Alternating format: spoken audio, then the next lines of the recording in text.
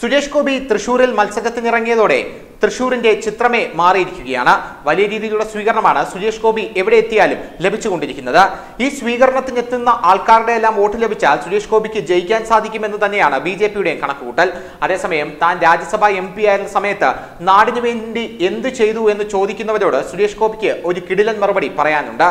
താൻ രാജ്യസഭാ MP ആയിരിക്കുന്ന കാലത്ത് താൻ ചെയ്ത പ്രവർത്തനങ്ങൾ എല്ലാം തന്നെ മുന്നോട്ട് വയ്ക്കാം.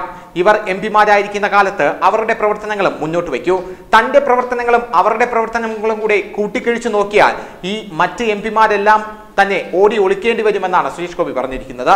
BJP സ്ഥാനാർത്ഥിയായി സുരേഷ് ഗോപി വന്നതോടെ തൃശൂർ മണ്ഡലത്തിലെ മത്സരം പുതിയ തലത്തിലേക്ക് വന്നിരിക്കുകയാണ്. കരുത്തുറ്റ നിരവധി കഥാപാത്രങ്ങളിലൂടെ മലയാളികളുടെ മനസ്സിൽ ചേക്കേറിയ താരമാണ് സുരേഷ് ഗോപി.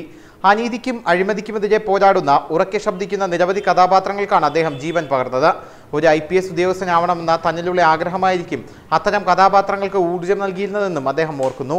എന്നാൽ അത്തരത്തിൽ ശക്തമായ കഥാപാത്രങ്ങളായി അഭിനയിക്കുന്ന സമയത്ത് പോട എന്ന് പോലും വിളിക്കാൻ തനിക്കാവുമായിരുന്നില്ലെന്ന് ഒരു സ്വകാര്യ ചാനലിനോട് സംസാരിക്കവേ സുരേഷ് ഗോപി പറയുന്നു. വെള്ളിത്തിരയിൽ ചെയ്ത ശക്തമായ കഥാപാത്രങ്ങളുടെ സ്വഭാവം പിന്നീട് ജീവിതത്തിലും പ്രവൃത്തിയിലും തന്നിലേക്ക് വരികയായിരുന്നുവെന്നും അദ്ദേഹം പറയുന്നു.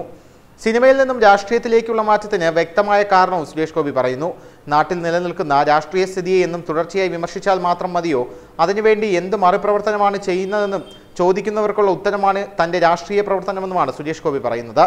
കഴിഞ്ഞ 3 വർഷം ഒരു നോമിനേറ്റഡ് MP എന്ന നിലയ്ക്ക് താൻ ഒന്നും ചെയ്തില്ല എന്ന് ആരും പറയില്ല. അങ്ങനെ ചെയ്താൽ കുറച്ച് കാശ് ചിലവാക്കിയെങ്കിലും താൻ എന്ത് ചെയ്തു എന്നതിൻ്റെ രേഖകൾ ജനസമക്ഷം എത്തിക്കും. അതിന്റെ രേഖകൾ കേരളത്തിന്റെ 14 ജില്ലാ കളക്ടർമാരുടെയും കയ്യിലുണ്ടെന്നും അദ്ദേഹം പറയുന്നു. മറ്റ് നോമിനേറ്റഡ് MP മാർ എന്ത് ചെയ്തുവെന്നും അതുമായി തന്റെ പ്രവൃത്തികൾ താരതമ്യം ചെയ്താൽ വ്യക്തമാവുമെന്നും ഞാനൊക്കെ പുറത്തുവിട്ടാൽ അവരൊക്കെ എവിടെ പോയി ഒളിക്കുമെന്നും അദ്ദേഹം ചോദിക്കുന്നു. News desk Malayalam express.